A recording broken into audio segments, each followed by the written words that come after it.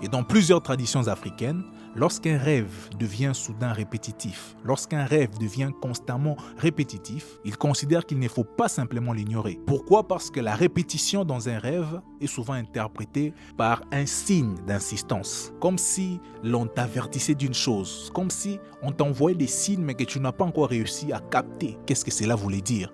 Alors, ces rêves reviennent à toi, ça peut être un message, ça peut être une image, ça peut être un événement, ça peut être, je ne sais pas, une forte impression autour de toi. Et à chaque fois que tu te rendras compte que tu seras en train de faire le même rêve, là, dans plusieurs traditions africaines, cela veut dire qu'il y a un message qu'ils sont en train de te transmettre, que quelqu'un est en train de te transmettre dans le rêve, mais que tu n'as pas encore réussi à cerner, que tu n'as pas encore réussi à comprendre.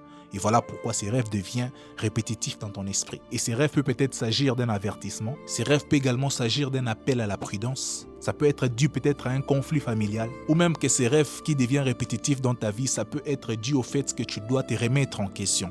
Tu dois faire une introspection sur ta vie. Tu dois réfléchir sur ta vie. Peut-être qu'il y a un danger qui est imminent. Peut-être qu'il y a un danger qui s'approche de toi. Alors ces rêves deviennent répétitifs pour te permettre de te concentrer. Et voilà. Et les interprétations peuvent varier d'un peuple à l'autre, d'une communauté à l'autre, d'une culture à l'autre. Et si les problèmes n'étaient pas que le rêve devienne répétitif, mais que nous continuons à ignorer ce qu'il essaie peut-être de nous montrer. Imagine un professeur te donne le même exercice tous les jours jusqu'à ce que tu retiennes. Et si les rêves fonctionnaient parfois de cette manière,